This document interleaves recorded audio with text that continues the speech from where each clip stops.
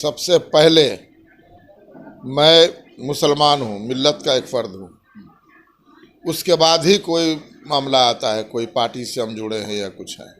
कि ये वक्फ बिल 2024 जो प्रस्तावित है, इस बिल से मैं व्यक्तिगत रूप से सहमत नहीं हूँ। मेरा व्यक्तिगत मानना है कि ये बिल मुसलमानों के हित में नहीं है। आपके ही पार्टी के बहुत सारे नेता, जैसे अभी सलीम परवेज़ हैं, बहुत सारे ऐसे नेता जो माइनॉरिटी सेल के हैं, वो समर्थन में नज़र आते हैं। और ख़ासकर बहुत सारे ऐसे विवादित बयान भी देते हैं, खासकर इमारत शरिया को लेकर। जिस तरीके से अभी सलीम परवेज़ ने कहा कि वो हमारा ठेकेदार नहीं है, हमारा नेता नीतीश कुमार है। इमारत शरिया के बारे में हम जानते हैं कि किस तरीके से सेटिंग गेटिंग करके एमएलसी और क्या क्या बहुत सारे ऐसी बातें कही। तो कितनी सच्चाई उनकी बात? ये उनका व्यक्तिगत विचार हो सकता है, उनकी अपनी सोच है। और दूसरी बात कि किसी को ठेकेदार नहीं है और इस तरह के जो शब्द हैं उसका इस्तेमाल नहीं होना चाहिए, गलत बात है। हमारा शरिया एक मिल्ली इदारा है और मिल्ली इदारा के बारे में इस तरह की बातें अच्छी नहीं हैं। और कोई धर्म ऐसा नहीं है हिंदुस्तान में जिससे जुड़े हुए कोई समारोह, जुड़े हुए कोई मामलात, जलसा जुलूस सड़क पर नहीं होते हों। सभी का किसी न किसी रूप में सड़क पे होता है। नीतीश कुमार की अपनी एक पॉलिसी है, विकास की पॉलिसी और सामाजिक न्याय और सामाजिक सौहार्द की पॉलिसी। और एक वर्ग ऐसा है जो सामाजिक सौहार्द को बिगाड़ने पे तुला रहता है।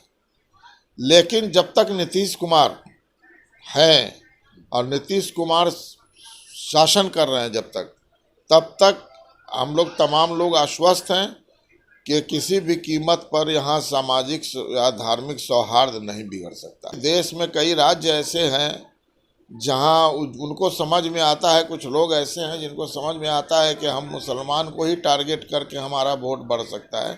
तो गलत बात है। अगर ऐसा होता तो कई वर्ष से ये धंधा चल रहा है, तो क्यों अभी इस बार भाजपा का सीट घट गया?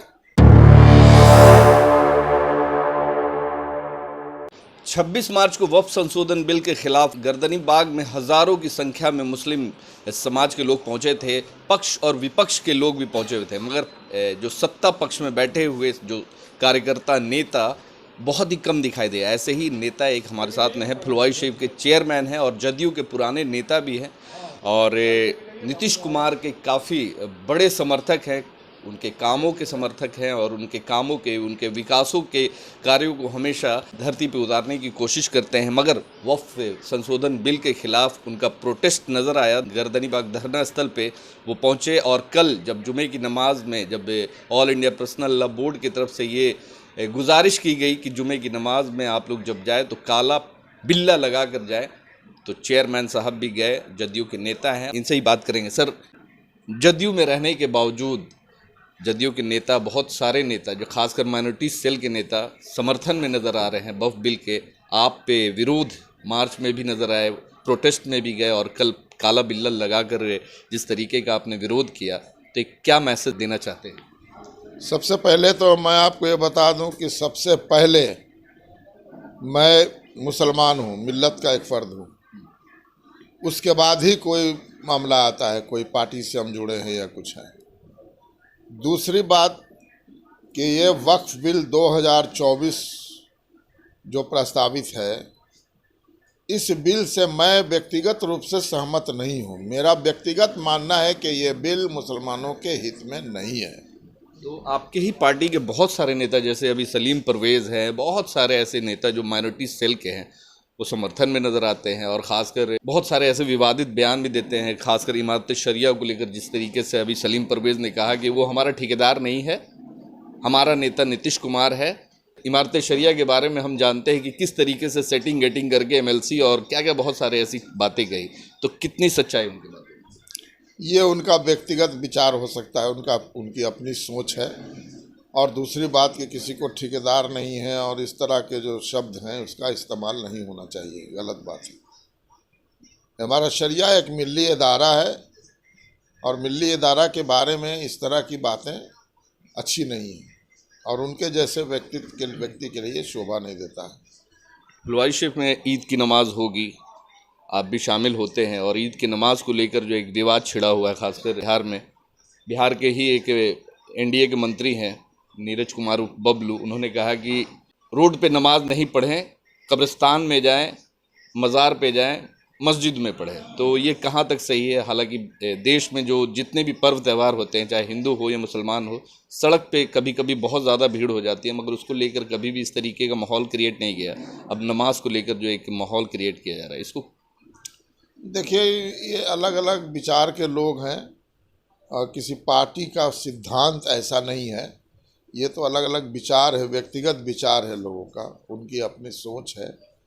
हालांकि वो गलत बात बोलते हैं, अगर ऐसा बोल रहे हैं तो हमने तो सुना नहीं है क्या बोले हैं वो, लेकिन अगर उन्होंने ऐसा कहा है तो गलत बात है।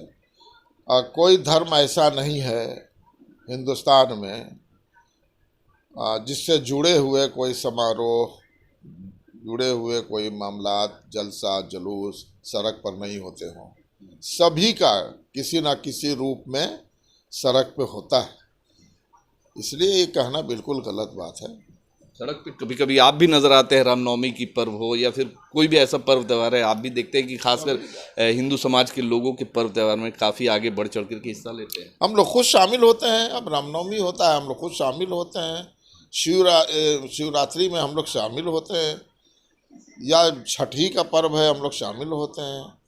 तो काफ़ी संख्या में लोग इन सब त्योहारों में रहते हैं। अब रामनवमी का जुलूस निकलता है, उसमें ट्रैक्टर पर भजन होता है, तो सब सड़क ही पर ना होता है। काफ़ी लंबा जुलूस होता है, वो सब सड़क ही से गुजरता है। क्या देश में अब मुद्दा सिर्फ मुसलमान ही रह गया है? विकास, बेरोजगारी, ये क्या? हाँ, देखिए, अभी जो देश में, ख़ास तौर से बिहार में, नीतीश कुमार की अपनी एक पॉलिसी है, विकास की पॉलिसी, और सामाजिक न्याय और सामाजिक सौहार्द की पॉलिसी। और एक वर्ग ऐसा है जो सामाजिक सौहार्द को बिगाड़ने पे तुला रहता है। लेकिन जब तक नीतीश कुमार हैं और नीतीश कुमार शासन कर रहे हैं, तब तक हम लोग, तमाम लोग आश्वस्त हैं कि किसी भी कीमत पर यहाँ सामाजिक या धार्मिक सौहार्द नहीं बिगड़ सकता है। हजार लोग इसको बिगाड़ने की कोशिश करें। और दूसरी बात यह कि देश में कई राज्य ऐसे हैं जहां उनको समझ में आता है, कुछ लोग ऐसे हैं जिनको समझ में आता है कि हम मुसलमान को ही टारगेट करके हमारा वोट बढ़ सकता है, तो गलत बात है। अगर ऐसा होता तो कई वर्ष से ये धंधा चल रहा है, तो क्यों अभी इस बार भाजपा का सीट घट गया केंद्र में? नहीं, ऐसा कोई बात नहीं है। यहाँ के हिंदू मुसलमान सभी सेकुलर हैं। कुछ लोग हैं जो उसको भड़काना चाहते हैं, लेकिन हिंदुस्तान एक सेकुलर देश है, सेकुलर रहेगा। यहाँ के लोग सौहार्दपूर्ण वातावरण में रहते आएंगे। ये सब से कुछ होने जाने वाला नहीं है। और जो इस तरह के लोग हैं जो बोलते हैं सामाजिक सौहार्द को बिगाड़ने वाली बात या मुसलमानों को टारगेट करने वाली बात, इसका असर कुछ लोगों पर नहीं होता है। 2025 के चुनाव में खासकर फुलवाई शरीफ की बात करें, फुलवाई शरीफ विधानसभा की बात करें, आप जदयू के समर्थक है, जदयू को सपोर्ट भी करते हैं, मगर इस मामले के बाद वह संशोधन मामला अगर क्लियर हो जाता है, अगर नीतीश कुमार इसे वापस कर देते हैं, तब तो फुलवाई शरीफ के मुसलमान हो सकता है कि नीतीश कुमार के साथ जाए। अगर नहीं होता है तो क्या लगता है आपको कि फुलवाई शरीफ का जो एक माइनॉरिटी समाज, एक बड़ा संख्या है, लग रहा है कि नीतीश कुमार जी के और उनके जो प्रतिनिधि हैं, उनके जो प्रत्याशी, उनके साथ जाएंगे? देखिए, ये चुनाव का मामला है, और चुनाव का मामला तो पूरे भी स्टेट का है ना, तो पूरे स्टेट में मुसलमान रहते हैं। तो ये जो फैसला होगा, अभी वक्त से पहले कुछ कहना बहुत मुश्किल है। वक्फ बिल का क्या होगा, वक्फ बिल जो अभी वर्तमान स्वरूप में है, क्या ऐसे ही प्रस्तावित होगा या उसमें कुछ संशोधन होगा, या वो नहीं अभी प्रस्तुत किया जाएगा, क्या होगा, इसको देखना चाहिए, इस पर प्रतीक्षा करना चाहिए, इंतजार करना चाहिए। चंद्रबाबू नायडू ने तो कह दिया कि हमारे राज्य में इसको लागू नहीं, इसलिए कह रहे कि इस पर इंतजार करना चाहिए, आगे क्या होता है। देखिए, हमारे साथ में चेयरमैन साहब है, सभापति हैं फुलवाई शरीफ के, और साफ तौर पे कह दिया कि अभी वक्त है और कुछ भी हो सकता है, और जो माहौल बिगाड़ने की कोशिश कर रहे हैं वैसे लोगों को जनता जवाब देगी आने वाले वक्त में। धन्यवाद।